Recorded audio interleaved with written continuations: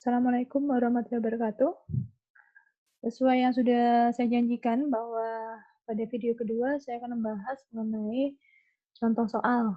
Jadi di sini saya sudah menyiapkan ya beberapa contoh soal mengenai teori permainan. Oke, contoh pertama di sini kita fokus di warna biru di sini ya. Ini ada A1, A2, A3, B1, B2, B3 dan B4. Jadi ada dua pemain, yaitu pemain A sebagai pemain baris dan pemain B sebagai pemain kolom. Pemain A, kalau kita lihat di sini, berarti ada 3 strategi, yaitu A1, A2, dan A3. Pemain B, di sini kita lihat hanya ada 4 strategi, yaitu B1, B2, B3, dan B4.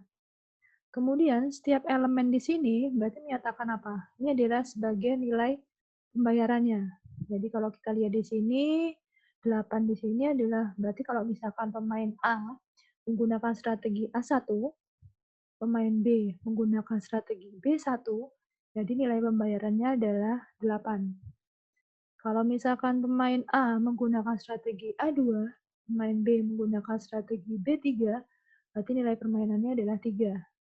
Kalau pemain A menggunakan strategi A3, pemain B menggunakan strategi B3, berarti nilai permainannya adalah minus 9.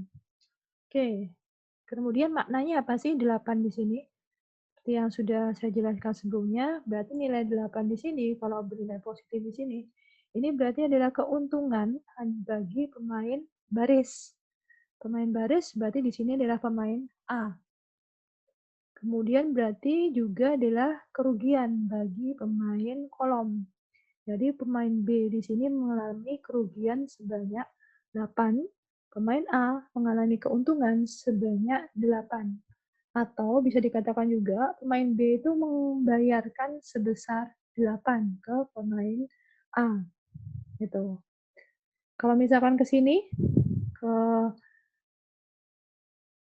di sini kita punya angka 5 sama. Jadi kalau misalkan 5 di sini berarti adalah pemain B mengalami kerugian sebanyak 5 atau harus membayarkan sebanyak 5 ke pemain A. Jadi otomatis pemain A di sini untung 5. Kemudian bagaimana dengan negatif?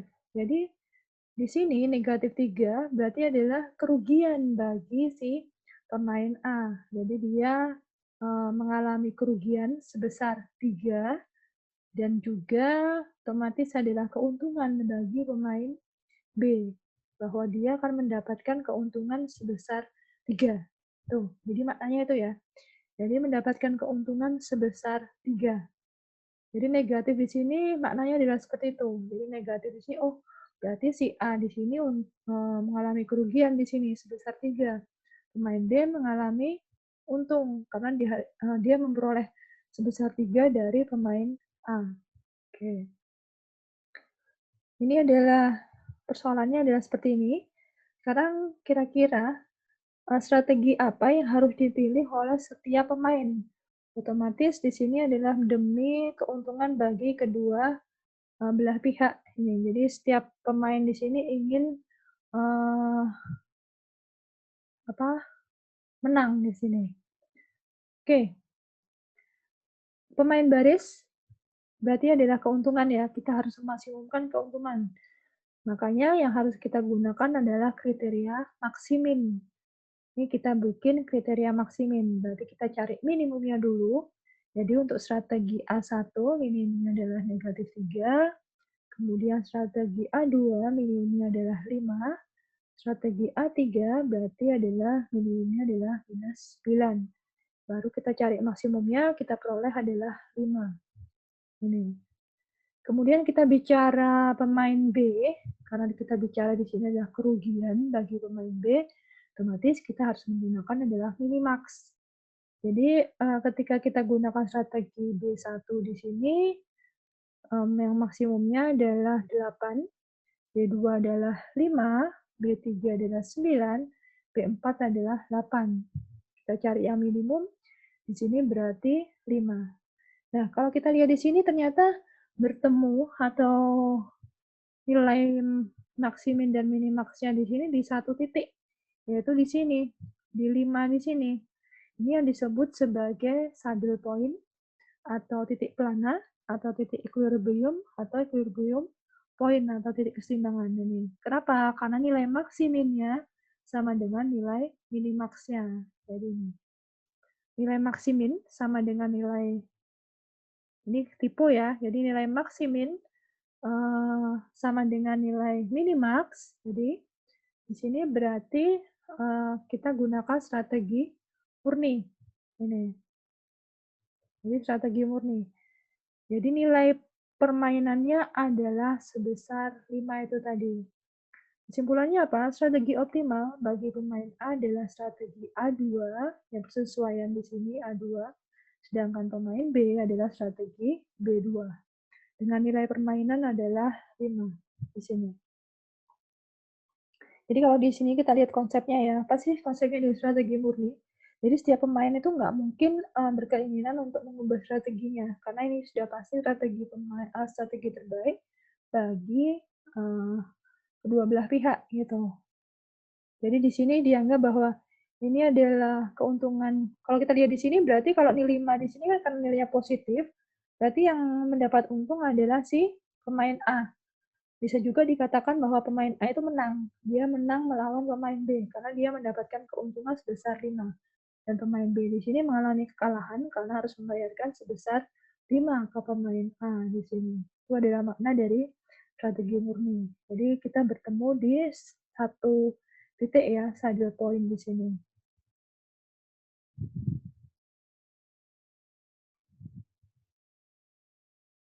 Oke. Berikutnya.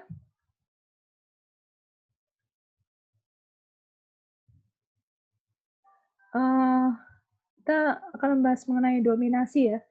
Jadi ada ketika kita bicara di konsep itu ada dominasi. Jadi kalau misalkan satu strategi itu didominasi oleh strategi yang lain, kita bisa mengeliminasi atau membuangnya dari matriks payoff kita. Contohnya ini.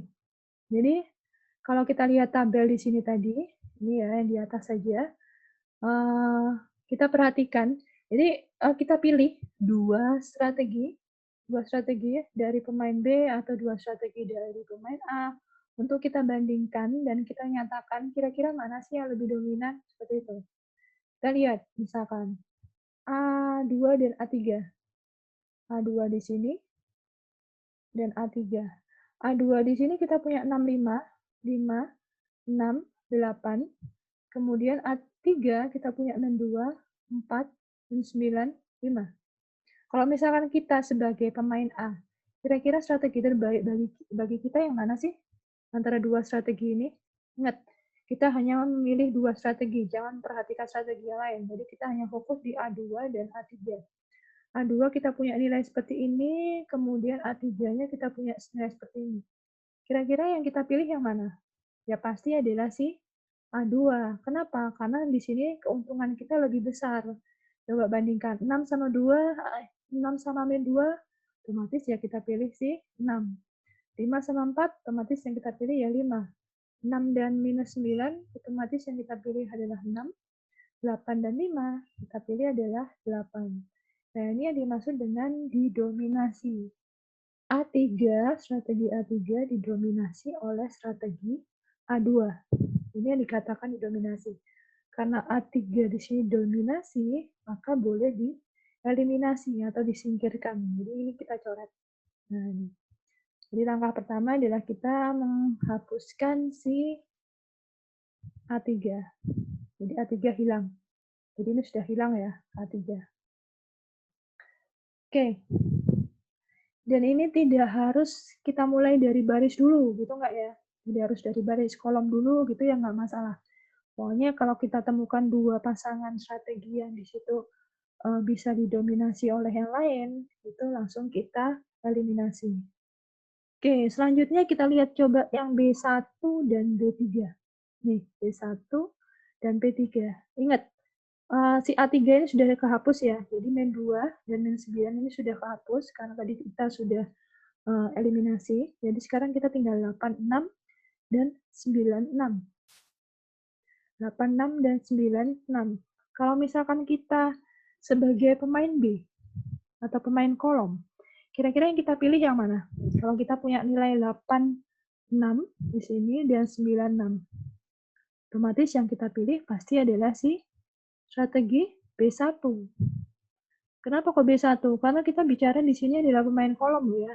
Jadi kalau pemain kolom berarti kan kita harus meminimumkan kerugian kita.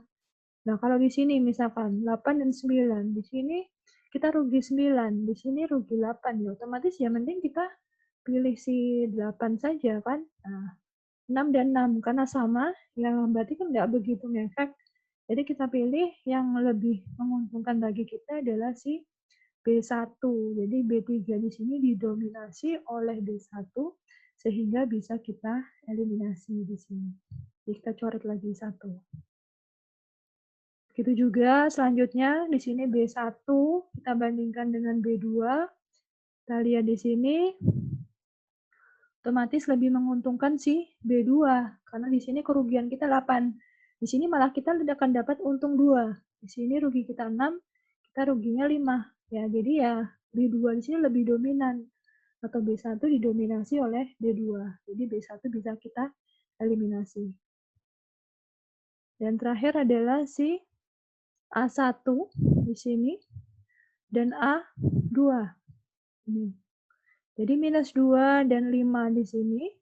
Kalau kita perhatikan pasti karena kita bicara adalah si pemain baris, jadi minus 2 dan 5, yang menguntungkan bagi kita adalah si 5 di sini. Jadi kita coret si A1.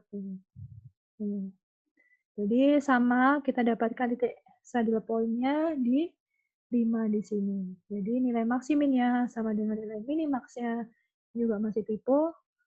Jadi saddle point-nya ada 5.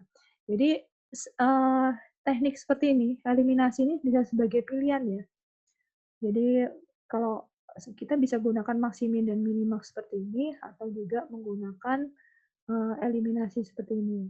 Jadi kalau misalkan matriksnya besar, udah saya eliminasi dulu dengan menggunakan dominasi di sini gitu. Kesimpulannya sama. Oke, kita ke contoh 2.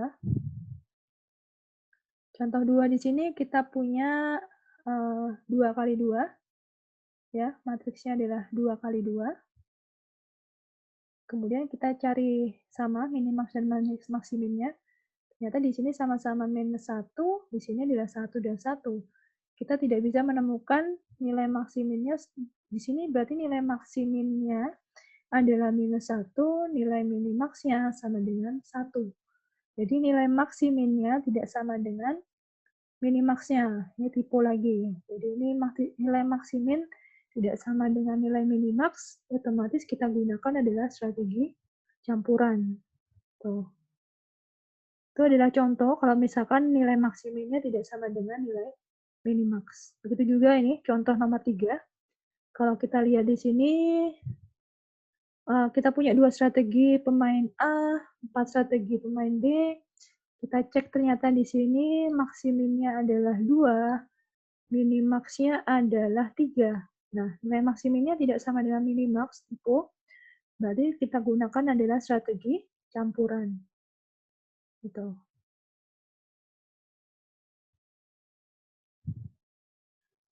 Nah, sekarang ini. Jadi masih di contoh 3 ya. Ternyata di sini. Oke, nilai maksimin tidak sama dengan nilai minimax, berarti dia bukan strategi murni. Dia adalah strategi campuran. Kita harus selesaikan dengan kira-kira kalau strategi campuran berarti kan kita bicara probabilitas. Kira-kira berapa sih probabilitas bahwa pemain satu menggunakan strategi satu? Kira-kira berapa sih probabilitas bahwa pemain A di sini menggunakan strategi A1? Probabilitas pemain A menggunakan strategi A2, nah itu yang harus kita cari. Kira-kira nilai permainannya berapa? Nah itu. Oke, ke bawah. Kalau kita lihat tadi, di sini, ukuran matriksnya adalah 2 kali 4. Ini ya, 2 kali 4. Nah, metode dominasi tadi bisa kita gunakan untuk mereduksi matriks ini tadi. Jadi kita bisa mengurangi yang didominasi di sini sehingga ukurannya adalah 2 kali 2. Jadi, salah satu keuntungan, kita menggunakan maksud saya adalah, menggunakan metode dominasi daripada maksimin dan minimax tadi. Jadi dia itu bisa mengurangi ukuran matriksnya ya, dia mereduksi ya. Yang awalnya adalah 2 kali 4, di sini menjadi 2 kali 2. Kalau 2 kali 2, berarti kita bisa menggunakan metode aljabar.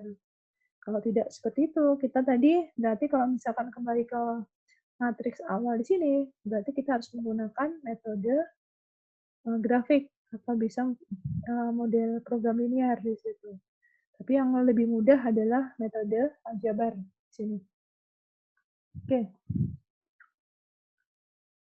Jadi setelah kita punya di sini nilai maksiminnya tidak sama dengan nilai minimax, jadi kita reduksi, kita peroleh di sini menjadi ukuran 2 kali 2. Oke, jadi kita punya matriks baru. Jadi yang kita reduksi adalah Y1 atau B1 dengan B2. Jadi kita tinggal A1, A2, B3, dan B4. Jadi ini A1, A2, B3, dan B4. Jadi kita punya matriks baru di sini. Ukurannya adalah 2 kali 2. Jadi kalau misalkan hanya punya 2 strategi, kita bisa menuliskan bahwa X1 di sini, X2 di sini bisa kita tuliskan 1 dikurangi X1. Ini berarti kalau kita punya strategi B3, ini adalah berarti Y3. Kemudian B4, di sini berarti Y4. Nah, kira-kira Y1 dan Y2-nya berapa ya? Nah, kalau tidak ada di sini, karena sudah kita eliminasi, berarti nilai Y1 dan Y2-nya di situ sama dengan 0. Kenapa kok 0? Karena di sini tidak mungkin kita pilih atau tidak mungkin dipilih oleh pemain B. Karena di sini sudah pasti merugikan pemain B, jadi tidak mungkin dipilih, jadi probabilitasnya sama dengan 0. Betul. Jadi kita hanya perlu mencari probabilitas dari X1, X2, Y3, dan Y4. Oke, metode aljabar kita punya X1 tadi, itu bisa kita peroleh dari pengurangan dari A22 dikurangi dengan A21 di sini. Kemudian dibagi dengan A22 ditambah A11 dikurangi A12 dikurangi A21. Jadi kita peroleh sama dengan setengah.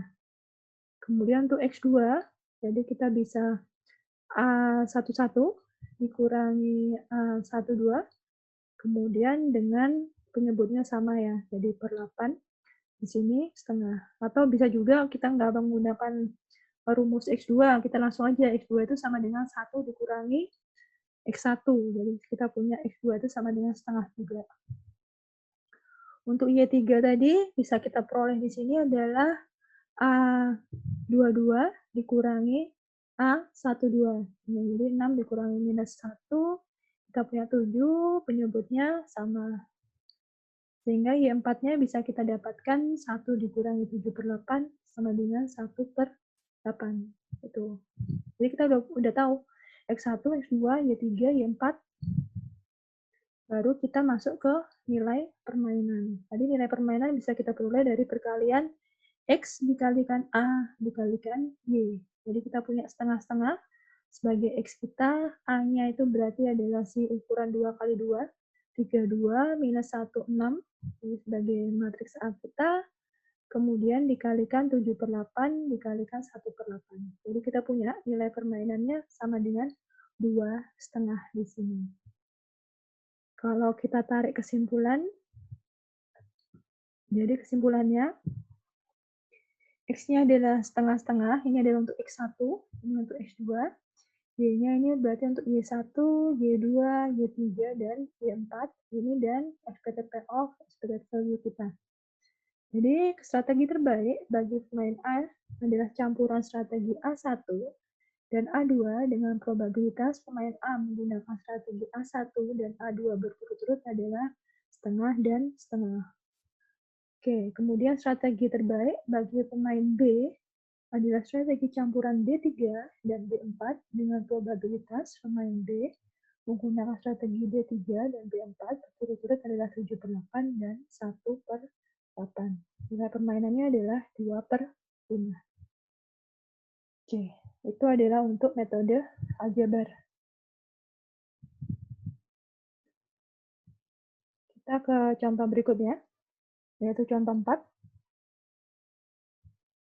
Jadi sama, kita di sini punya 2 kali 4 di sini, kita cek maksimin dari pemain A, kita cek minimax dari pemain B. Ternyata nilai maksimin dan minimaxnya ditipu lagi tidak sama dengan 0. Jadi kita masuk ke strategi campuran. Kalau kita lihat di sini, misalkan di sini kita tidak menggunakan dominasi ya, langsung kita gunakan yang ada di persoalan, berarti ukurannya adalah 2 kali 4. Kita gunakan metode grafik, misalkan di sini. Jadi saya akan jelaskan contoh penggunaan metode grafik. Ketika kita punya 2 strategi, berarti kita bisa menuliskan bahwa ini adalah X1, kemudian X2 di sini sama dengan 1 dikurangi X1. Yang untuk Y1 sampai Y4, berarti di situ tetap ya. Jadi kita tidak bisa menuliskan dalam bentuk lain. Oke, kemudian kita harus menghitung expected payoff bagi pemain yang memiliki 2 strategi lebih dahulu, yaitu berarti adalah pemain A. Dengan memperhatikan strategi murni dari pemain B. Jadi pemain B di sini ada 4 strategi murni, 1, 2, 3, 4. Kita bicara strategi murni B1, di sini kita bisa menuliskan persamaan, berarti adalah 2X1 itu ditambah 4 kali X2, itu sebagai expected payoff bagi pemain A. Atau kalau kita sederhanakan, 2X1 ditambah 4 kali 1 dikurangi X1. Kalau kita sederhanakan, kita akan dapatkan minus 2X1 ditambah 4. Jadi ini penyederhanaan dari bentuknya tadi ya, perkalian tadi ya. Kemudian untuk yang strategi B2, berarti 2X1 ditambah 3X2, atau 2X1 ditambah 3 kali 1 kurangi X1, kita punya minus X1 ditambah 3. Kemudian untuk strategi B3, 3X1 ditambah 2X2, atau 3X1 ditambah 2 kali 1 kurangi X1, kita akan punya X1 ditambah 2. Dan untuk yang terakhir, kita punya minus 1X1 ditambah 6 kali 1 dikurangi X1, kita akan punya minus 7X1 ditambah 6. Jadi kalau di sini kita punya 4 persamaan garis. Nah, ini makanya disebut sebagai metode grafik, karena kita bisa buat grafiknya. Nah, ini. Di masing-masing ini tadi, jadi sumbu Y-nya adalah expected payoff pemain A, atau expected value pemain A sebagai sumbu Y. Sumbu X-nya adalah si X1-nya. Nah, ini kenapa sih saya berikan garis lurus di sini? Ini maknanya apa? Bahwa probabilitas, kan kita bicara X1 itu probabilitas. Atau Y1 atau Y2, dan seterusnya di situ probabilitas. Pasti rentangnya adalah 0 sampai 1. Jadi benar di sini kita tidak perlu memperhatikan. Yang perlu kita fokus perhatikan adalah yang antara 0 sampai 1 di sini. Jadi ini adalah hasil gambar dari masing-masing persamaan. Kalau kita lihat di sini ada banyak titik potong ya, 1, 2, dan seterusnya. Nah, karena kita di sini adalah kita punya grafiknya adalah expected value dari pemain A, otomatis yang kita gunakan adalah kriteria maksimin. Nih, jadi maksiminnya itu karena kita di sini adalah menganalisis expected value dari pemain A, jadi nilai maksimin. Kalau dari grafik di sini, maksimin berarti adalah kita cari minimumnya dulu. Minimumnya berarti ada di bawah. Ini adalah area minimumnya kita. Ini. Jadi ini adalah minimum kita. Kemudian baru kita cari maksimumnya. Maksimum dari minimum kita. Otomatis ya ada di titik ini. Sebenarnya kita punya banyak titik ya. Kalau kita bicara minimum, ada ini titik pertama, titik kedua, titik ketiga. Tapi karena kita harus mencari yang maksimum, otomatis adalah titik ini, karena ini paling tinggi. Ini berarti expected payoff-nya adalah yang paling tinggi. Nah, itu. Jadi nanti menyesuaikan ya, kalau misalkan nanti grafik yang kita buat adalah grafik expected value pemain B, berarti kriteria yang kita gunakan adalah kriteria minimax. Kalau minimax berarti kita harus cari maksimumnya dulu, kemudian baru kita cari titik minimumnya. Jadi biasanya areanya ada di atas, itu kalau kita bicara expected payoff-nya dari pemain B. Biasanya beberapa buku mengatakan bahwa ini adalah amplop, sebuah amplop. Jadi ini ada amplop tertutup, ini amplop. Nah, ini amplop. Tutup amplop ya, jadi ini garis, gini, terus kemudian ke atas. Oke, jadi titik maksimumnya ini sebenarnya informasi ini tidak perlu juga nggak masalah ya. Ini otomatis ini kebetulan kelihatan bahwa di sini dia akan di 0,5. Tapi kalau misalkan kita gambarnya tidak kurang bagus, ini tidak mungkin kelihatan. Jadi X-nya di sini sebenarnya bisa dicari melalui perpotongan garis. Kalau kita lihat di sini, perpotongan garisnya berarti adalah si warna merah dan kuning dan juga si biru ya, si hijau ya di sini. Jadi kita punya EV di sini sama dengan X1 tambah 2 untuk persamaan garis yang berwarna kuning. Kemudian yang kedua adalah 7X1 ditambah 6 untuk si hijau. Jadi kita punya di sini X1 ditambah 2 itu sama dengan minus 7X1 ditambah 6. Kalau kita selesaikan, maka akan diperoleh seperti ini. Jadi 8X1 sama dengan 4, kemudian X1 sama dengan setengah, sehingga diperoleh bahwa X1 sama dengan X2 sama dengan setengah di sini. Jadi FV-nya sama dengan 2,5.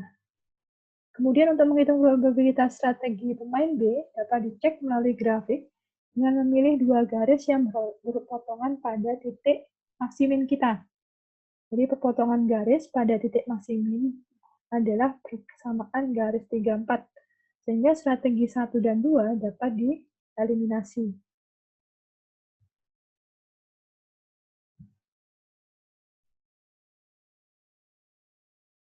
Jadi ini, kalau kita lihat di sini, kita bisa lihat ya, dia berpotongan garis di sini adalah perpotongan garis dari yang berwarna, ada berapa garis di sini? Jadi ada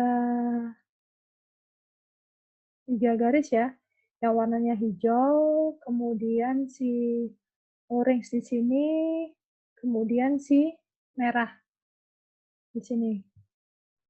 Jadi kita bisa tuliskan di sini bahwa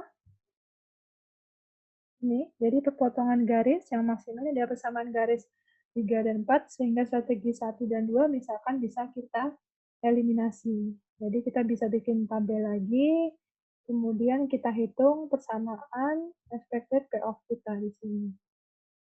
Jadi dengan cara yang sama, kita akan peroleh nilai Y3 dan Y4. Jadi di sini efek kita adalah 2,5, kemudian nilai permainannya adalah sama dengan 9. Jadi setelah kita dapatkan X1, X2, kita akan dapatkan EV-nya juga di sini. Dari EV di sini kita bisa dapatkan nilai Y1 dan Y2 dengan cara substitusi. Jadi kalau tadi kita bicara X1, jadi nanti di langkah berikutnya ini kita bicara adalah Y2. Jadi Y3 dan Y4 ya. Jadi 3Y3 dikurangi 1 kurangi Y2, seperti itu. Jadi kita bisa menuliskan persamaan seperti ini. Ini tipe lagi nih. Oke. Ini mestinya 4Y3 ya, dikurangi 1. Ini adalah 4Y3 ditambah 6. Oke. Ada banyak tipe, nanti mungkin untuk bagian naskah yang saya share, sudah saya betulkan dengan yang terbaru. Oke, saya kira cukup sampai di sini. Jadi, untuk pertemuan berikutnya, kita akan belajar mengenai metode program linear ya, untuk menyelesaikan teori permainan. Oke, saya akhiri. Wassalamualaikum warahmatullahi wabarakatuh.